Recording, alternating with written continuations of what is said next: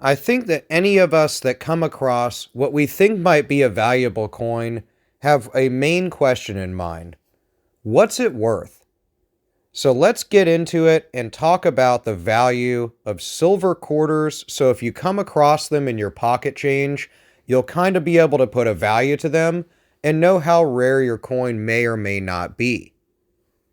You can find the melt value of any US silver coin, but in this case quarters, by multiplying their fine silver content by the current spot price of silver, which you can look up by a simple internet search. However, its value is usually raised very substantially if the coin is rare or collectible. The silver quarter was last minted in 1964, so these things are getting pretty old, and these quarters did have silver content from 64 and previous. First, let's talk about how to identify a rare silver quarter.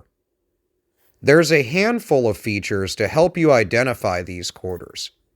First, you would want to check the year date on the coin. This will usually be the most obvious sign if it is rare.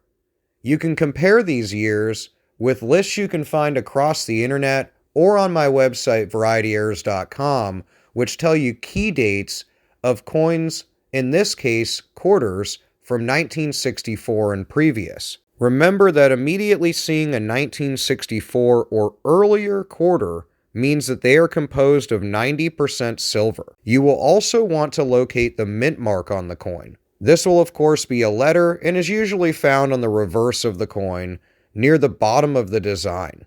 It indicates which branch of the US Mint made the coin. No mint mark will mean the coin is from Philadelphia. San Francisco minted coins generally hold, at a low end, a higher value than counterpart coins with different mint marks. There is quite a bit of different varieties in these coins and a few errors you can look out for that will make these worth hundreds of dollars. For example, one variety of this coin was released for the 1976 bicentennial, and the state quarter series of 1999 and 2008 are both later versions of Washington quarters that are also collectible, aside from the ones that have silver content in them. Now back to the ones from 1964 and previous, there is an abundance of errors that have been known and certified by various grading companies to be true, like doubled dies and repunch mint marks.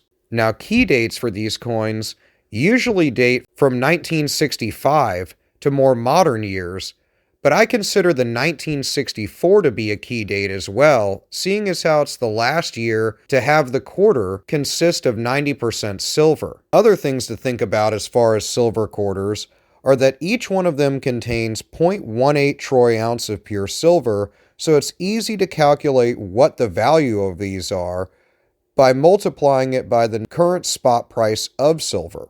Based on the average silver price over the past decade, they usually hover around $5 in value. Any silver quarter is worth more than 10 times its face value of 25 cents, and on a low end, you see them still sell for around $2 to $3. Now, a 1932 silver quarter was the first year of issue for the Washington quarters, and generally this adds to the collectible appeal and the value of these coins. If your 1932 Washington quarter is in overall good condition, these can sometimes sell for well over $100, especially if they are from the San Francisco or Denver mints.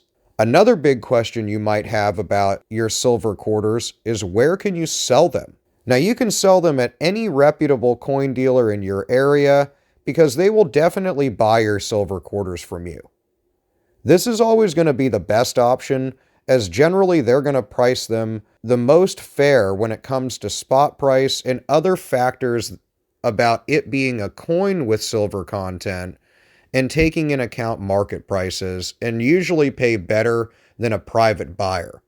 You can also sell your silver quarters on auction sites or in private transactions to other collectors, but usually this comes with other hurdles that you'll have to go through, and you've probably dealt with that with selling basically anything on the internet. Good years to keep for these quarters Our quarters that were made in 1964 or earlier should be kept, of course, as all of these quarters will be made of 90% silver. The 1932 and 64 are both key dates in the facts that they are the beginning and end of this run, respectively. There's also proof quarters, quite a bit of them that were released, so if you ever come across a proof quarter, you'll want to hold on to them as well. One of the most valuable silver quarters from this era is the 1937 double die obverse silver quarter and is generally considered the most valuable U.S. quarter. In high grade, these sell for thousands of dollars, and in mint state condition, the coin usually garners around $15,000 at auction. Hopefully this video taught you some good stuff about silver quarters and how to get the values on them, as well as sell your silver quarters if you're able to come across any while you're out coin searching. Let me know what you've come across in your coin and banknote searches lately in the comments below. I'll see you there, and I'll see you in the next video. Peace out, guys.